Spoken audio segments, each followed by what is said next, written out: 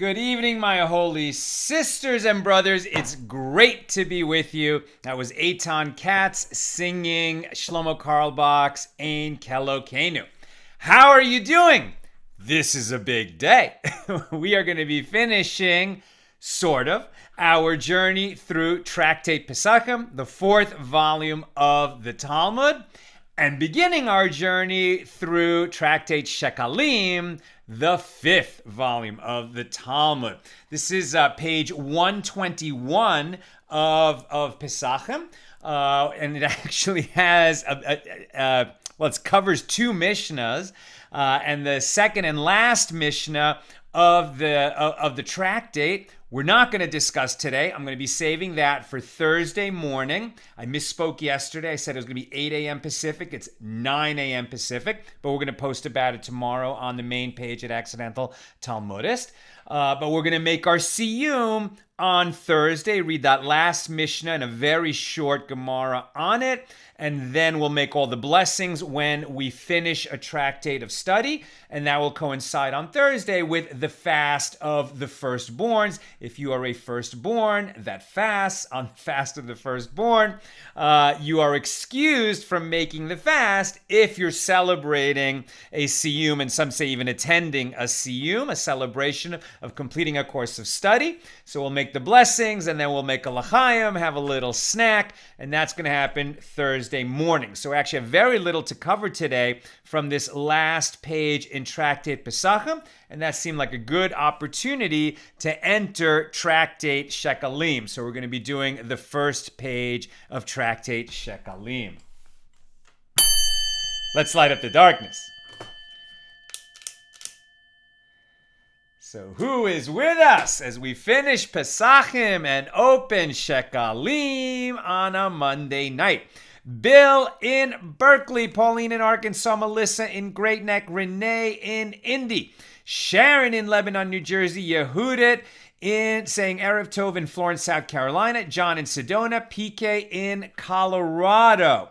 I have cousins in Boulder, Colorado. Thank God we've heard they're okay. Terrible active shooter incident today in Boulder, Colorado. Our prayers are with the people of Boulder.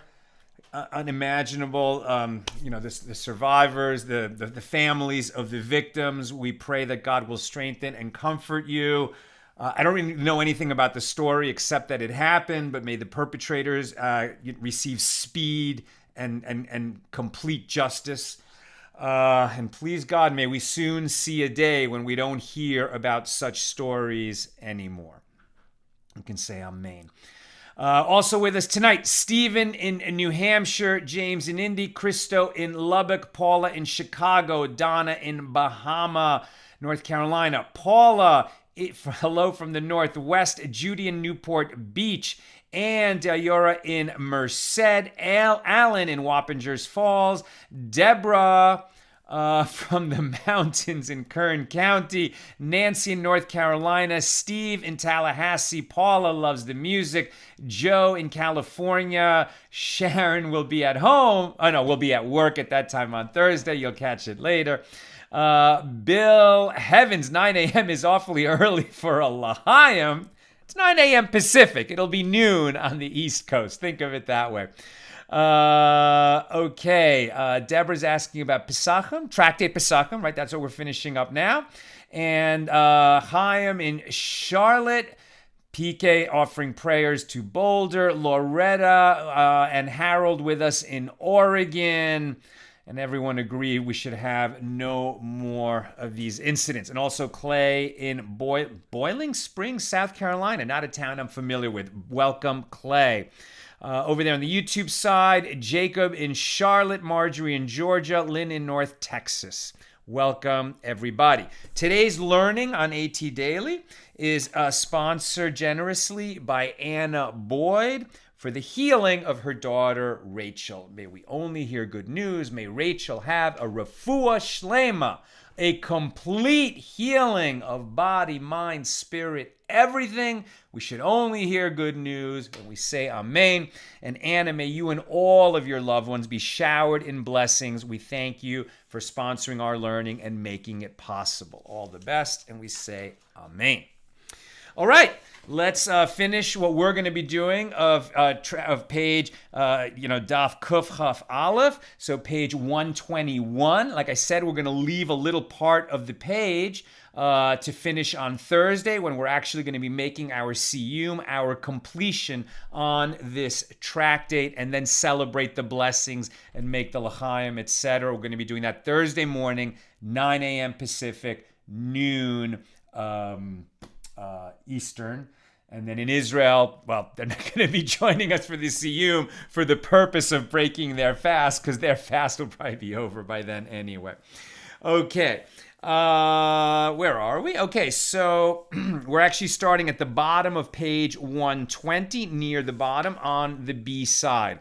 Rava said, nowadays, so this Mishnah that we're talking about, this is the 8th Mishnah, right? The 8th Mishnah in chapter 10 of Tractate Pesachim. This chapter 10, much more relevant to the modern Passover Seder than previous chapters, which focused more on bringing the Korban Pesach and other elements that were characteristic of the ancient practice of Passover, but not so relevant today. This last chapter, all about the Seder as we practice it today.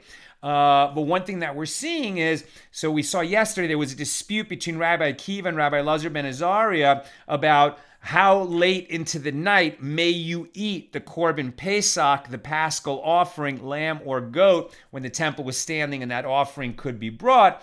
And the law follows Elazar ben Azariah, who said we must finish eating by midnight. And that's defined by that night that we celebrated the first Passover in Egypt, when the angel of death came through around midnight to distribute the 10th plague, as it were. So now that we don't bring the Korban Pesach anymore, we don't bring that offering since the temple was destroyed, so the Paschal lamb or goat, no longer the centerpiece of the Passover Seder, replaced by the matzah. Matzah was always a part of the Passover Seder, but it was understood to be secondary in importance to the lamb or the goat. Now that we don't bring that offering, the matzah takes center stage. It is the sort of definitive, symbolic ritual food that we eat on Passover night. But in terms of fulfilling our obligation to eat matzah on Passover night, it must be done before midnight, following on the same law as the Paschal lamb had to be eaten by midnight. Rava said, nowadays, if one ate matzah after midnight, according to the opinion of Rabbi Elazar ben Azariah, he has not fulfilled his obligation. And the Gemara expresses surprise at this statement. It is obvious that this is the case, for since the verse juxtaposes matzah to the Paschal lamb, it is considered like the Paschal lamb, and therefore matzah may also be eaten only until midnight. The Gemara answers, Rava's statement is necessary, lest you say that the verse has removed the halacha, the law of matzah, from this juxtaposition, as Rava maintains that eating matzah is a distinct mitzvah that applies even nowadays. As we saw yesterday, you might have thought that since there is a verse in the Torah which says you shall eat the Paschal lamb with matzah and bitter herbs, now that we no longer eat the offering, maybe we don't need to eat the matzah or bitter herbs also, but there are separate verses in the Torah which say you shall eat matzah on that night, and that's why you have to eat the matzah as a separate mitzvah. But since it's a separate mitzvah, why should it follow that same requirement as the lamb that we have to eat it by the time midnight comes around? That's the question that's being asked. Rava therefore teaches us that when the verse repeats the mitzvah to eat matzah on the first night, it restores this mitzvah to its original status, meaning that one may eat matzah only at a time when he may also eat the Paschal lamb. Meaning, of course, we may eat matzah all through the week of the Passover festival, but in terms of fulfilling our obligation to eat matzah on the first night, when it is not optional, when it is obligatory to eat matzah in order to fulfill that obligation, that has to happen by midnight on the first night of Passover. The Mishnah taught that pigul and nosar render one's hands ritually impure. Pigul is when when a priest who's bringing an offering in the holy temple, when the temple is standing, at the time that he slaughters the animal, has made a mistake about the type of offering that it is, or some, for some other reason, and he's intending that the edible portion of that offering, some offerings are entirely burned on the altar, but others, some parts of them are eaten. Like the Paschal lamb is eaten by its owner. Other offerings, the edible part is eaten by the priests. The peace offerings, the priests eat and the owner eats.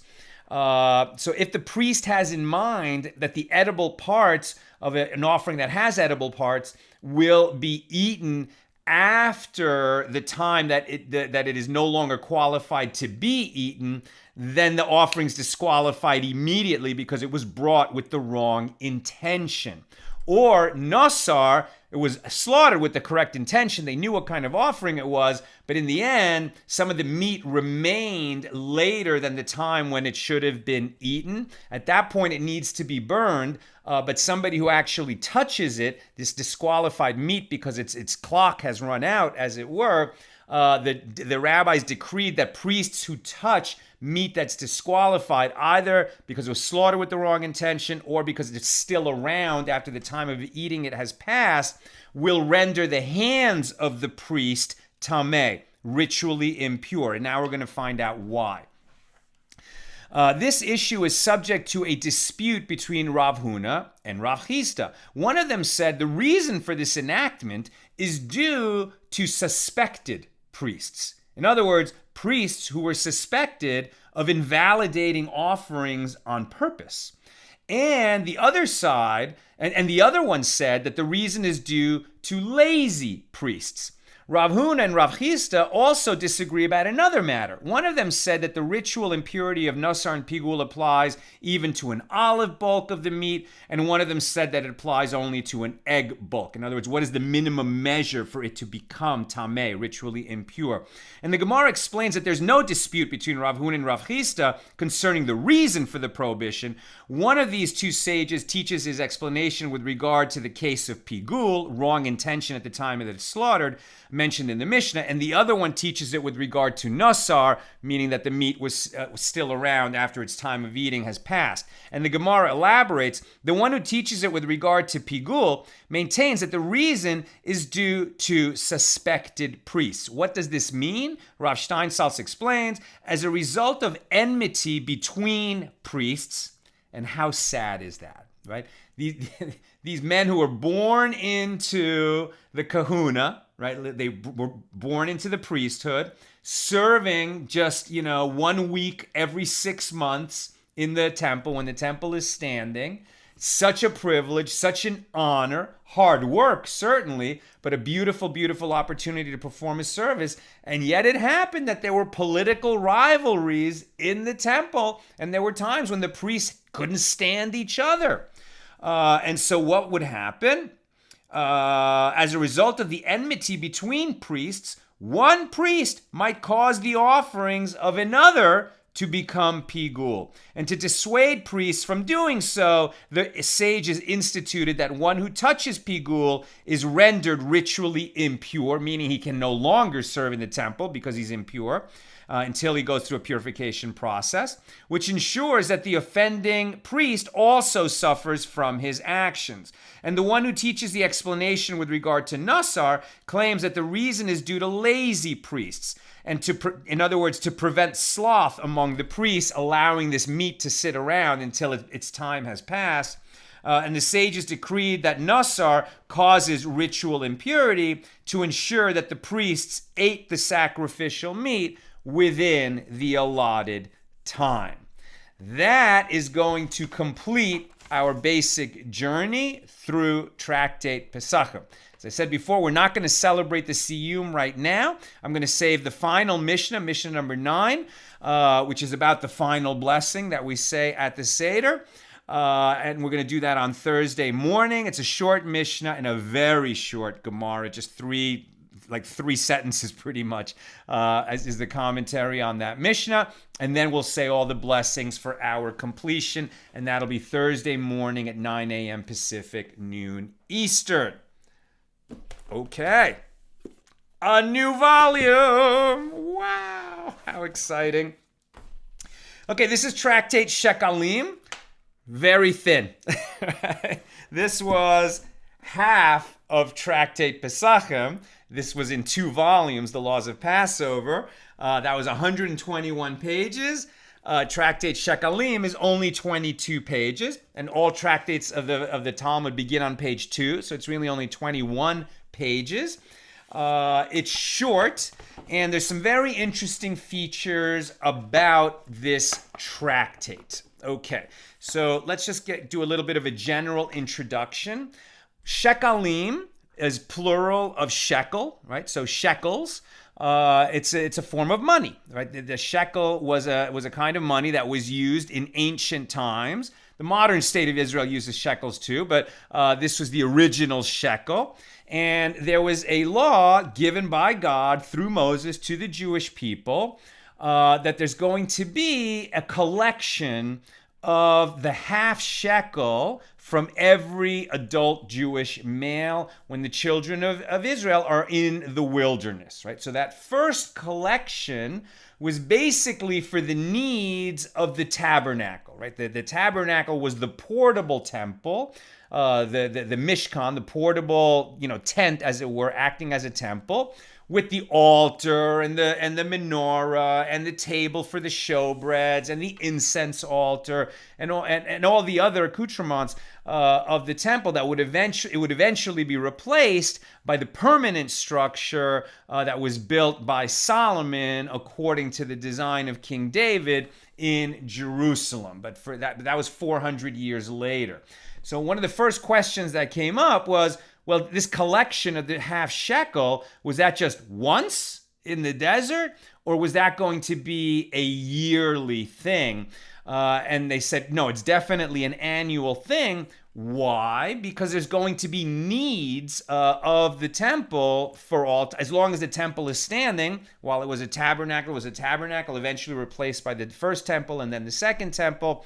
And there were offerings that were brought every day on behalf of the Jewish people, and those had to be bought and paid for. The priests were volunteers. They did not get paid, but nevertheless, this is a very large structure, elaborate institution with many people working there, thousands of people coming every day. And there were many, many needs of the temple. I mean, cleaning, maintenance, construction when construction was necessary, the daily offerings, the additional offerings of Shabbos and of festivals and of Rosh Chodesh, the new months. And to pay for all of the needs of the temple, there was this annual collection. In the spring, it seems like tax season was always tax season, right? Very similar to, the April 15th deadline in America. And so it was collected during the month of Adar, the same month that has Purim in it. That was also tax time in ancient Israel. And every adult Jewish male had to give his half shekel of silver, whether you're rich or poor. In that sense, I guess you could call it a regressive tax, but it was not it's not a very large amount of money, but it was one that everyone had to bring. Everyone was obligated to bring it for the needs of the temple on behalf of the entire nation of Israel. I have a very beautiful quote here at the opening of the tractate from Shem Mishemuel, on Parshas Chaye Sarah, on one of the Torah portions.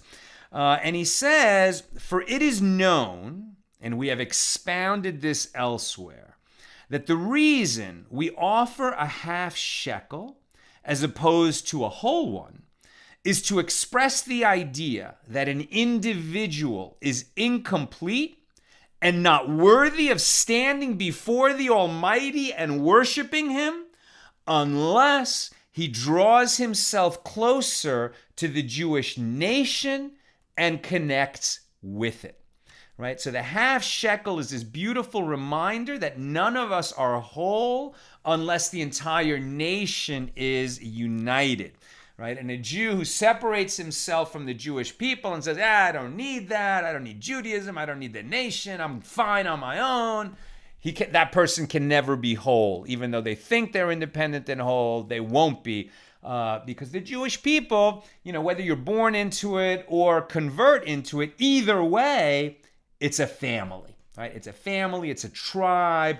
And while we're extremely diverse people, and one of the hardest things in the world is to get Jews to agree on anything and to get along together, nevertheless, that is a goal that we must all strive for. Ahavas Yisrael, love of Israel, and achdus, unity. We really need unity among the Jewish people, and that half shekel is a beautiful visual reminder of that.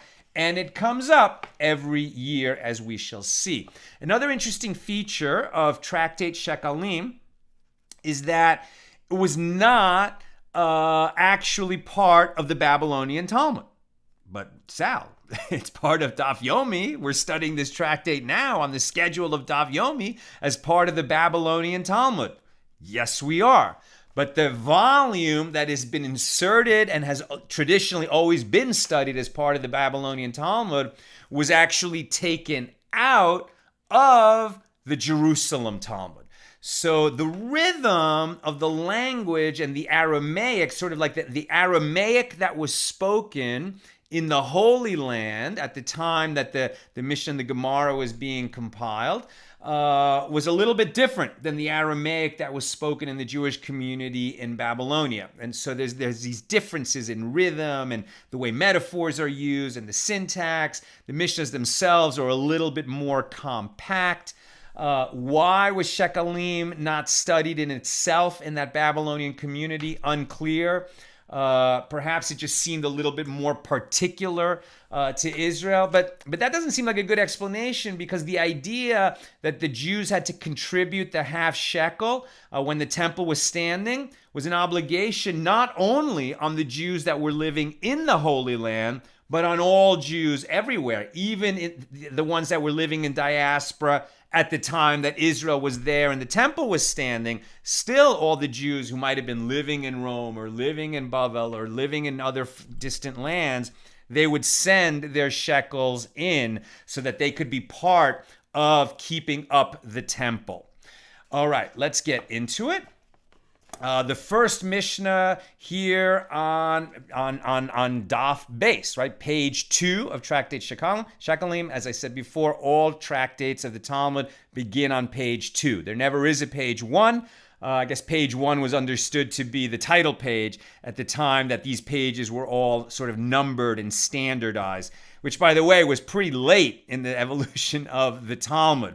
I don't think the pages got their numbers until about 500 years ago. Before that, there were just various texts. All of the text was there, but it wasn't standardized until about 500 years ago. Okay, let's get into it. The first Mishnah, and here, because it's borrowing from the Jerusalem Talmud, it's also called the first halacha, the first law of Tractate Shekalim. On the 1st of Adar, the Hebrew month of Adar, that was last month, right? We're in Nisan now, the month that includes Passover, and the previous month was Adar, the month that includes Purim. On the 1st of Adar, the court proclaims concerning the collection of shekels, i.e. the yearly half shekel contribution to the temple treasury, made by each adult male for the purpose of buying communal offerings. And they also proclaim, right, so it's at the same time in Adar, in spring, as we're moving into the spring sort of cycle of festivals, and they also proclaim at that time, with regard to the obligation to uproot forbidden mixtures of diverse kinds of food crops in gardens and fields, right? We've seen this before. Kilayim is the Torah prohibition against growing different kinds of seed in the same plot. You could grow different crops, but they needed to be separated, not amongst each other. That's one of those laws known as chukim, laws that God said don't do it, not for any rational reason that we understand, but we just do it because God said don't do it. Just as you don't plow with an ox and a donkey together, or an ox and a mule together. You can have two oxen or two mules, but you don't have an ox and a mule pulling a plow together. Why? Because God said so. So you can have diverse kinds growing together, but sometimes different, plants would just kind of creep into your garden or your field. And so at this time of year, as spring is coming on, and you could start to see the shoots of those new plants, and you could see, okay, this is a plant that doesn't belong in my field. You got to go in there and weed them out so that you're not growing diverse kinds together. And they would make an announcement about that. And on the 15th day of the month of Adar, the scroll, the Megillah of Esther, is read in the cities surrounded by walls from the time of Joshua.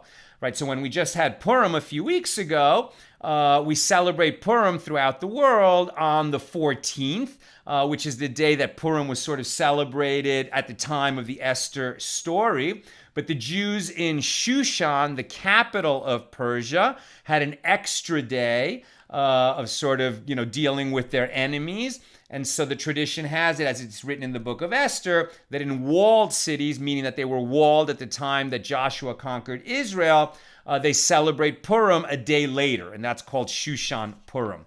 But since we're talking about things that happen in Adar, it gets mentioned here in this Mishnah. And they also repair the roads that were damaged in the winter, and the streets and the cisterns. Right, as we're heading into spring, I once had a friend who lived in Minnesota, and I remember her saying that there's only two seasons in Minnesota, winter and road repair. So people might get that who live up in the north. But here there was definitely a rainy season in the Holy Land, and these roads were large. They were graded, but they were often made out of mud or gravel, and they could be certainly damaged during the rainy season.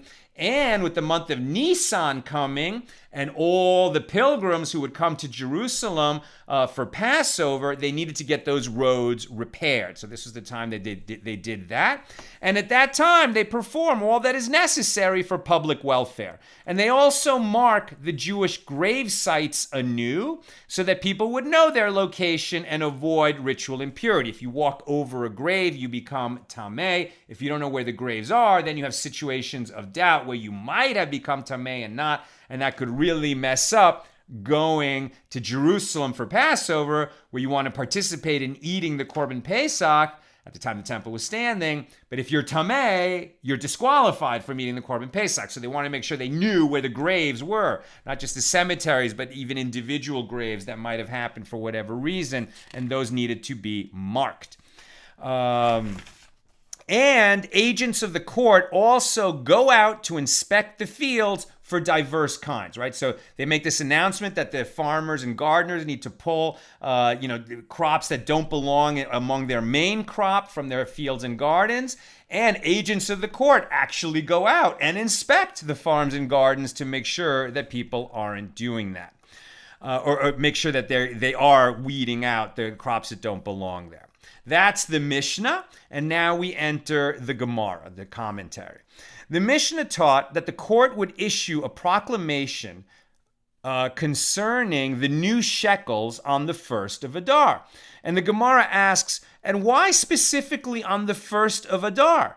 The Gemara answers, this was done in order that Jews bring their shekels to the designated temple chamber in the proper time, as the shekels had to be collected before the beginning of Nisan each year. And this would ensure that the collection of the temple treasury chamber would be collected from the new shekels at its proper time, which is on the 1st of the month of Nisan, the beginning of the temple year.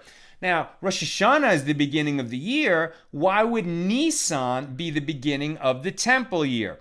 But as we've learned together before, in the Torah, it says first of all, the first commandment that was given to the Jewish people as a nation was, this shall be the first month for you, right? That observing Rosh Chodesh, the new month, Rosh Chodesh, we celebrate every new Hebrew month, but the first Rosh Chodesh that we celebrated in fulfilling our obligation to celebrate it was the first of Nisan, in the year that we were leaving Egypt, right? When we were going out of Egypt, that was the first month and the first Rosh Chodesh that we celebrated. And in the Torah, it says, this shall be the first month of the year for you. So you might ask, well, why isn't it the first month of the year every year? Why is Rosh Hashanah on the first of Tishrei, like 6 months later? And the answer is, well, that's the birthday of the world, right? So that's when the world was created, on Rosh Hashanah. But God told the Jewish people that this will be the first month for you, the first of Nisan, the month that contains Passover, the month in which we would become liberated and would be free to celebrate these festivals. We were not free to celebrate and to serve God when we were slaves in Egypt. Recall that, what did Moses say to Pharaoh when he first said, I've come here to take my people out of Egypt? Not, release all the slaves, let my people go, we're leaving. Initially, he said, my people need to go out in the desert for a few days so that they can serve God. And they need to go out in the desert with their offerings, because they can't do that here in Egypt, where us bringing lambs and goats as an offering is an abomination to the Egyptians, who worship sheep and goats. Okay. And Rabbi Shmuel bar Rav Yitzchak said, the collection of the temple treasury chamber was performed each year on the same date as it was the first time, as it is written, Exodus 40:17. And it came to pass in the first month, in the second year, on the first day of the month, that the tabernacle was reared up, and a baraisa was taught about this verse on the day that the tabernacle was erected. On that very day, the funds were collected. The first of Nisan was thereafter permanently established as the date for the collection of the chamber, meaning the collection of funds to be used in the temple for the communal offerings and the upkeep of the chamber, of the temple. Rabbi Tavi said that Rabbi Yoshia said in the name of Rabbi Kahana. It is and you'll notice, because this is actually a volume from the Jerusalem Talmud, we're going to hear some of the same names, but we're going to hear other names that we don't often hear. So Rabbi Tavi said that Rabbi Yoshia said in the name of Rabbi Kahana. It is stated here with regard to the additional offerings of the new moon, meaning Rosh Chodesh, right? When we have a new month, we have additional offerings for the new month. This is the burnt offering of every new moon throughout the months of the year. That's at Numbers 28:14. And it is stated there concerning the months of the year, this month shall be to you the beginning of months. It shall be the first of the months of the year to you. That's what I was mentioning before. That's Exodus 12:2. Just as the months of stated there are counted only from Nisan, the first month of the year, so too the months of that is stated here with regard to the new shekels are counted only from Nisan, the month of Nisan. Rabbi Yonah said, Rabbi Tavi left aside the first clause of this baraisa and read only its latter clause, in which it is stated that the months of the year are counted from Nisan. However, this does not prove that the first of Nisan is the date after which communal offerings must be purchased with the new shekels. This is not as it was taught, as this is the full text of the baraisa. And the verse states, this is the burnt offering of a new month on its month throughout the months of the year. Numbers 28:14. Now, one might have thought that a person should contribute a half shekel each and every month. Therefore, the verse states a new month on its month throughout the months, from which it is inferred in one particular month, a person contributes his half shekel for all of the months of the year. Interestingly, they often had money left over at the end of the year. Could the leftover money from the previous year be used to purchase communal offerings to be used in the new year?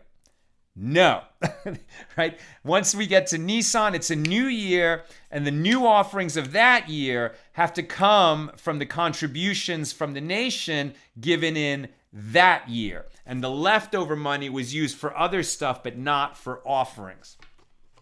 I'm going to skip a little bit down.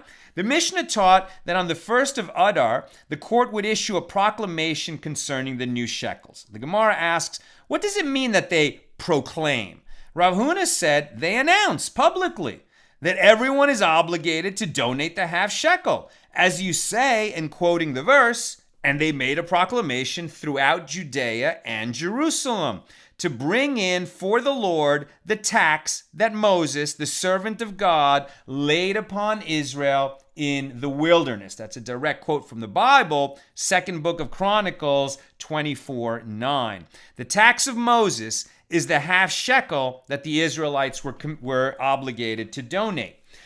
We learned in a Mishnah there, this is in Megillah 1:4, so the volume of the Talmud dealing with Purim and reading the Megillah, the book of Esther. The only halachic difference between first Adar and second Adar is the recitation of the Megillah and the gifts to the poor, which are mitzvahs of Purim, which is celebrated only in second Adar. So to explain there, the Hebrew calendar is a lunar calendar.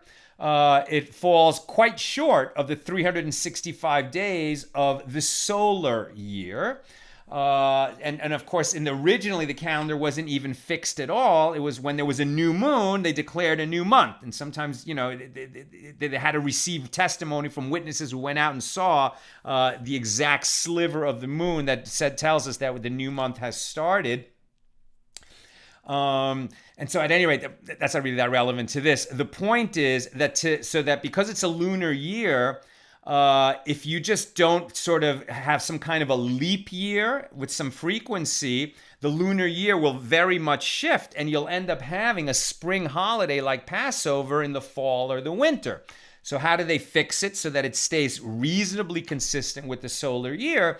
Is that basically 7 out of every 19 years, they add a whole month. Which month do they add? It's called second Adar, right? So the Adar, the month that contains Purim, they add a whole other month called second Adar.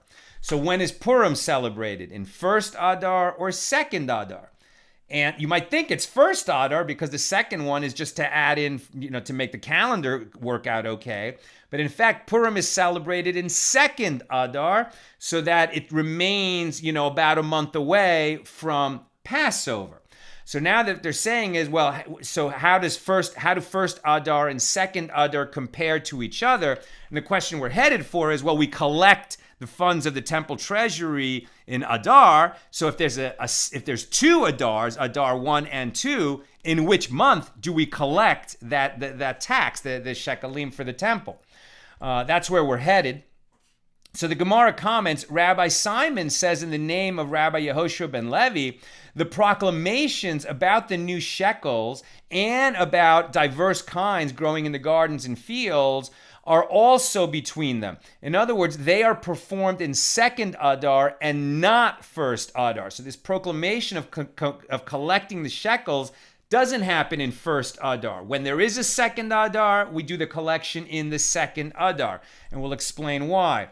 In second Adar, and not in first Adar. The Gemara comments further. Rabbi Chelbo and Rav Huna said that Rav said in the name of Rabbi Hiya the Great as follows, all fulfill the obligation to read the Megillah, Purim, on the 14th of Adar, which is the fixed time of its reading for most people, although there are other times in which particular groups can read the Megillah, meaning the 15th of Adar for the people in the walled cities, which is today also in the old city of Jerusalem. They read the Megillah on the second day of Purim, Shushan Purim. Rabbi Yosei said, and that is so. The proclamations about the shekels and about diverse kinds were certainly issued in second Adar. And Rabbi Yosei explains, didn't they say that the court would proclaim about the new shekels on the first of Adar in order that the Jews would bring their shekels in the proper time by the first of Nisan. And if you say that in a leap year, the court issues this declaration in first Adar, until then there are still 60 days of the year before the first of Nisan. And with so much time remaining, people might be lax and neglect to donate their half shekels. Isn't that interesting? The reason they announce on the first of Adar, okay, time to pay your shekels, is so that all of the shekels will come in by the first day of Nisan. So you might think that in a year where there's 2 months of Adar, they would make that proclamation at the beginning of the first Adar. And so instead of 30 days to collect all the shekels, they would have 60 days, which would seem like it would be better, like you'd be more likely to get all the shekels in on time. But the sages are telling us that human nature is, if you give people 60 days to do something instead of 30 days, they're going to be, they're going to feel less of an urgency to get their shekels into the temple or into Jerusalem or into the collection boxes. And they would actually end up collecting less than if they had a more urgent appeal and a tighter time window. Very interesting. Where am I? Rabbi Yosef continues, furthermore, didn't they say that on the 15th of Adar, the agents of the court would also go out to examine the fields for the diverse kinds of food crops, kilayim, to determine whether the farmers had in fact uprooted these plants, and to do so themselves if those farmers had neglected their duty? Was this not performed on this date in order that the plants would be perceptible at that time? The court agents must have gone out near springtime, as otherwise, if they went out too early, they couldn't see these plants coming up to determine that they were, diverse kinds growing in the same field. And if you say that this task is performed in first Adar, until then the new crops are too small to be seen. Consequently, just like they announced the collection of shekels at the beginning of second Adar, they also go out and check for kilayim in second Adar. The Gemara comments, in light of this statement that the proclamation concerning the new shekels was to ensure that the coins would arrive at the temple in the proper time, Rabbi Chizkiah asked the following rhetorical question. If that is so, then with regard to the residents of Babylonia, who live at a distance of several months' travel from Jerusalem, if you're walking, it takes a long time to get from Babylonia to Jerusalem, then the court should proclaim about the new shekels at the beginning of the winter, right? If you want all the shekels to get into Jerusalem by the first day of Nisan, okay, that's why in Israel they give it 30 days. But the people in Babylonia, there's no way they're going to get those shekels all the way to Jerusalem if they only announce that this has to be collected 1 month before that. So you might think that in Babylonia, they would make that announcement much earlier so that all the Babylonian Jewish community's shekels could get to Israel on time by the first of Nisan. And didn't the court make the proclamation in order that the Jews would bring their shekels in the proper time, and thus the collection of the temple treasury chamber will be collected from the new shekels at its appropriate time by the first of Nisan? It therefore would be necessary to issue the proclamation earlier for different locations. Rabbi Ula raised a difficulty in the presence of Rabbi Mana. Rabbi Chizkiah's statement indicates that in each place the proclamation should be issued in accordance with the amount of time it takes for the shekels to reach Jerusalem from there, right? The further away they are, the earlier they should make that declaration to get the shekels to Jerusalem and to the temple by the first of Nisan. But we learned in a Mishna, Shekalim 3:1, on 3 occasions in the year, so that we'll come to that later. On 3 occasions in the year, the shekels were collected from the chamber for the purchase of offerings. So there were 3 times when they actually took money out of the collection boxes to be used for temple needs. And they did that on 3 times of the year. So half a month before the festival of Passover, that's the first day of Nisan, half a month before the festival of Shavuos, and half a month before the festival of Sukkot. Rabbi Ula continued and said to Rabbi Mana in explanation, well, in light of this Mishnah, shouldn't we say that the proclamation for shekels was issued in all places on the same date? So everywhere they announced on the first day of Adar, and if there were 2 Adars, and on the first day of the second Adar, okay, bring in the shekels. And then the ones that had to travel a much longer distance to get to Jerusalem, okay, well, those would be the shekels that they would, sort of take out of the collection boxes for temple needs at those later dates, a few weeks before Shavuos or a few weeks before Sukkot in the fall. So Rabbi Ula continued and said to Rabbi Mana, so in light, shouldn't we say that the proclamation for shekels was issued in all places on the same date, and then they would pull them out at these different times? With regard to those who are near Jerusalem, whose shekels arrive before the 1st of Nisan, the collection ceremony for their coins is half a month before Passover, while the ceremony for those who are farther away is half a month before Shavuot. And the ceremony for those who are much farther away is the ceremony when they bring out the shekels of a couple of weeks before Sukkot. Rabbi Mana said to Rabbi Ula, the different collections of the chamber do not reflect the different times of the shekels' arrival, but rather the entire collection of shekels arrives at one time, by the 1st of Nisan, and in accordance with the opinion of Rabbi Chizkiah. And why then did the sages say that the money is collected from the chamber on 3 occasions in the year? In order to publicize the matter, to keep it in people's minds during the year that, come the spring, come the first day of Adar, you're going to have to donate your shekel, your half shekel, right? So everyone, if this is a hardship for you, remember to put aside a half shekel when you have a half shekel, so that come the 1st of Adar, you'll be prepared and you can donate your half shekel. Rabbi Yehuda Bar Pazi said, in the name of Rabbi Yehuda Hanasi, can we read the following verses and not be afraid? All right, so now we're going to read some verses from the Bible where the Jewish people did not conduct themselves very good, very properly. And when we read that, we might think, wow, what have we brought onto ourselves and, for all time type of thing. On the one hand, when the Jewish people were asked to donate for the good purpose of the construction of the tabernacle, the verse states, and they came, both men and women, as many as were willing-hearted, and brought an offering of gold to the Lord. That's 36, 35, 22. This indicates that only the generous among the people brought the donations. On the other hand, when the Jews were asked to donate for the evil purpose of the golden calf, it states that not only the willing-hearted, but all the people broke off the golden rings which were in their ears and brought them unto Aaron. Exodus 32:3. So it's not so much that a sin that needs to be punished, later, that the sin of the fathers would be visited on their children, but rather, is this our character as a people? That when it's time to do good, okay, some among us are, kind-hearted, willing-hearted, and will do what's necessary, but the majority maybe will, maybe won't.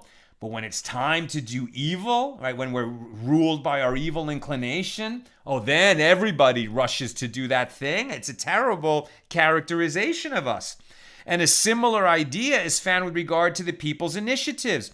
When they initiated for good at Sinai, as it states, and Moses brought forth the people out of the camp to meet God, and they stood at the nether part of the mountain, right, at Mount Sinai, when we're about to receive Torah and hear the 10 Commandments. This verse indicates that they did not venture forth on their own initiative, but only on Moses' instruction. In contrast, when it was for evil, the people took the initiative. As the verse states with regard to the sending of the spies, right? When the idea when they were about to enter the Holy Land, they said, let's send spies into the land to see what it's like.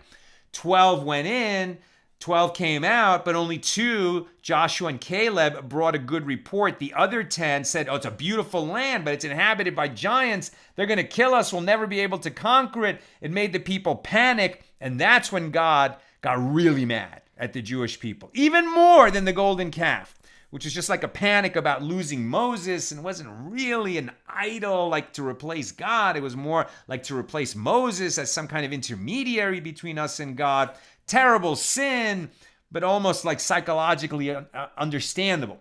But the idea that God was, feeding us every day, performed 10 miracles for us in the plague, split the Red Sea, brought us out here, gave us the Torah, gave us the commandments, and now the people were all like, how are we ever going to conquer those giants who live in the Holy Land? At that point, God was fed up. And that's when God said, this nation will wander in the wilderness for 40 years, and this generation will die off. Your children can enter the promised land. God was furious with them. So that's the incident of the spies.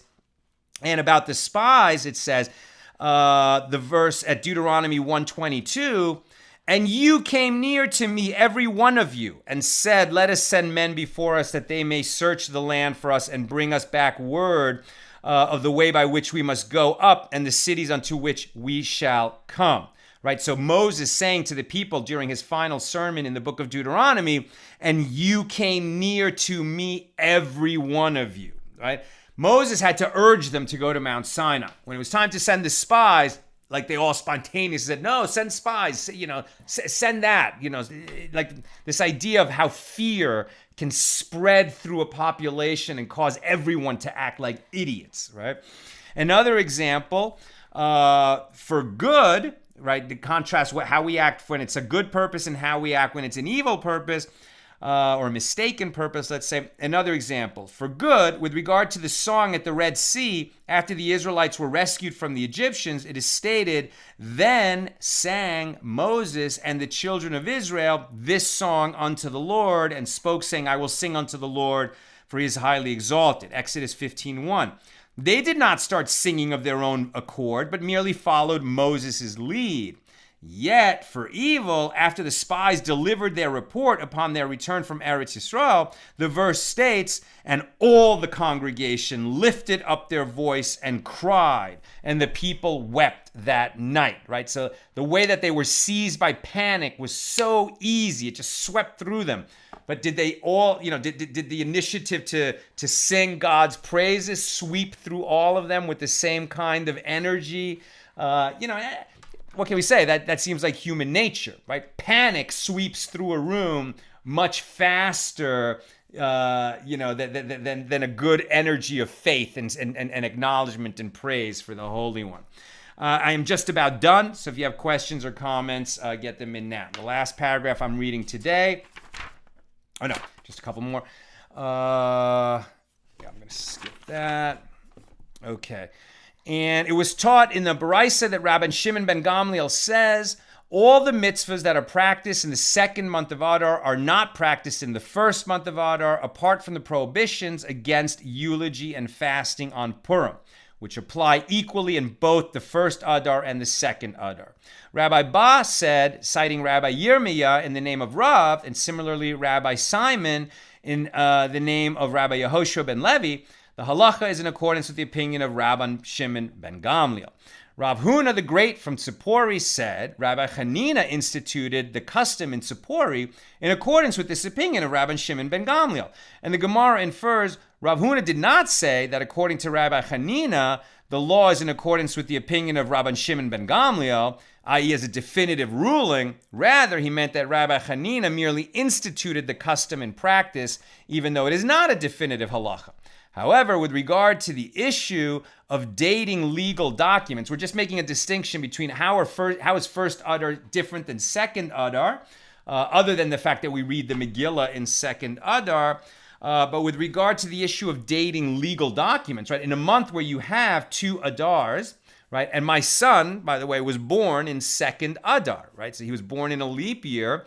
So what's his birthday? Okay, in a year where they have no second Adar, he's going to celebrate on the same date in the first month of Adar.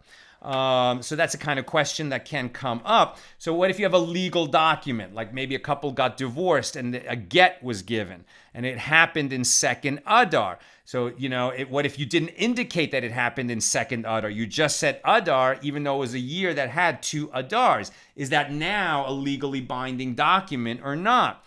So with regard to the issue of dating legal documents, the following practice is followed. One writes first Adar in first Adar, and in second Adar simply Adar. Rabbi Yosef says, no, in first Adar, one writes simply Adar, whereas in second Adar, one writes Secondadar, and neither of them is right. The law is with regard to a bill of divorce written in a leap year. If it is written in first Adar, the scribe should write in the first month of Adar, and in the month of first Adar. And if it is written in second Adar, the scribe should write in the month of second Adar. And if he simply writes Adar instead of first Adar, the bill of divorce is valid. But if he writes simply Adar instead of second Adar, the document is not valid. Okay, that's what I've got for us today. Let me check your comments and questions.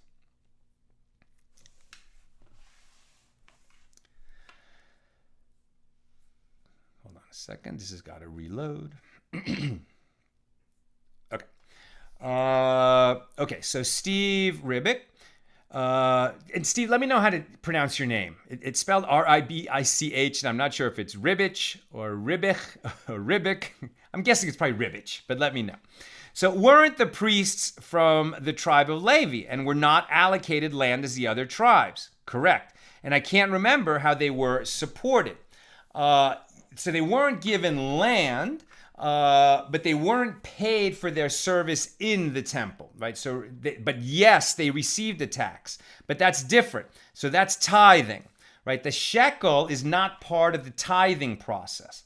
The tithing process, the first 2% would go to the priests, that's teruma, and the next 10% would go to the Levium, because they didn't receive land and they lived in cities, and they would, during the rest of the year when the priests weren't serving in the temple, and there were Levites that served in the temple as well as sort of the choir or doing whatever the priest needed them to do. But that was all volunteer work. Yes, often they were merchants, they would have businesses. They weren't solely supported by the tithing process. They would get into business, but they also received tithes from the people. But the half shekel, even though we're calling it a tax, and it was, is not the same as the tithe, the 10% that would come out of the produce from the fields. Sharon, were the priests truly volunteers, or was their payment being cared for, fed, etc. by the people, since they did not get a land-based inheritance in entering the land? Right, but remember, they're only serving, maybe 2 weeks a year. And not every priest served at all, right? They had the right to, but it wasn't like there was a spot for every one of them. Plus, as we've seen, they got into difficult political situations among themselves. So yeah, they were supported by the tithes, but not by the shekel. The shekel, the half shekel from every individual, that was really for the communal needs of the offerings and the upkeep of the temple, etc. Caroline, do firstborn sons still have a special obligation to dedicate themselves to God relative to siblings? Yes, in the sense that there's redemption of the firstborn, right? So on the 30th, when a Jewish mother's firstborn is a male, this doesn't count if it's a female, right? So if the female firstborn, this doesn't count. But the way the Torah says, if her firstborn is a male, then when he's 30 days old, he has to be redeemed, right? You have to pay. It's not any kind of major payment, but just a few coins to a Cohen, to the priest, and we still do that today. This redemption of the firstborn to fulfill that law that's in the Torah. What was I going to say about that? That's what I was going to say about that. And then we're actually going to be talking about that here in Tractate Shekalim. There's this question of what blessing. Oh, I'm sorry. That's how we're going to finish Tractate Pesachim on Thursday. It actually comes up. It's weird. It's like the final law in the tractate about Passover is going to touch on this question of redeeming the firstborn and what blessing they say. Because the Mishna is about what blessing we say at the end of Passover night, at the end of the Passover meal. And it just gets related to other blessings that are said. And so when a father redeems his firstborn son, the firstborn of the Jewish mom happens to be a boy, then there's this redemption of the firstborn. So what blessing does he say? And does he say it or does the priest say it? And along with it, he says Shechachianu. And does he say it or does the priest say it? So we'll do that on Thursday morning. Interestingly, if he's a Levite, like me, or a Cohen, right? A Cohen is that much smaller subsection of the Levites, who are the descendants of Aaron. Then there is no redemption of the firstborn. It's only for Israelite sons. Michael Diamond, what was the money used for? Did the Jews trade with anyone in the desert? Oh, what a good question. The half shekel, and I think the answer is yes. They did. They would have some interaction. They were like kind of living in the desert, but it's not like they were so far away that they never saw another human being. I think there were things that were purchased, but also I think some of these coins, they had to be silver shekels, and they were melted down and used for some of the fixtures in the temple. And thank you, Steve, for letting me know that your name is pronounced Ribbich. Okay. And final question. And so there were a lot of silver and gold things that were needed in the tabernacle, like the sockets that the posts of the tabernacle fit into. I think that those were covered in silver. Part of it was silver. So that was another one of the needs of the silver. It's a great question, though. What did they need coins for in the wilderness? But they did. They needed. So either the silver was melted down, or they were using it to trade with other people, or they were sort of setting up the initial endowment of the temple. I'm not sure exactly, but that's how it worked. And final question from Elvis. What if someone was desperately poor and could not afford the half shekel? Would they be able to allow someone else to pay it on their behalf and maintain their dignity? Or to ask from the other direction, would it be a mitzvah to pay on behalf of a truly destitute person, or would you be stealing their dignity? It's such a good question. I'm not sure. I'm not sure what the answer is. I know that they said when they put out these collection boxes, they would actually put out two boxes. One for the coins that are owed now, the coins for the upcoming year, and a second box for people that, for whatever reason, were not able to pay it last year. Because they forgot, because they were too far away, or maybe because they couldn't afford it. So if you can't afford it, you can't afford it. I mean, if you were in such tough straits, so you didn't pay. I mean, you're not going to starve. These aren't laws that you should starve by. If it was between paying the half shekel and starving, like anything else in Judaism, saving a life takes precedence. Could you pay it for someone else? Maybe. I'm not sure. But it's a really good question. Okay, my friends, that's what I've got for us tonight. We covered a lot of ground. We sort of finished our journey, but for the siyum that we're going to do Thursday morning. We finished our journey in Tractate Pesachim, and we opened our journey through Tractate Shekalim. We're now one day ahead of schedule in the Daf Yomi schedule, but we needed that because we're not going to be able to have class Saturday night. Right, because that's going to be the first night of Passover, and we're not going to be able to have class Sunday night either. So we'll have our regular class Friday at noon, and then we won't have a class again until Monday night. So we've doubled up today, and we'll have to double up one more time, maybe when we come out of it Monday night, so we can stay on schedule, and we'll have a similar issue in the last days of Passover. Okay, my friends, have a great night.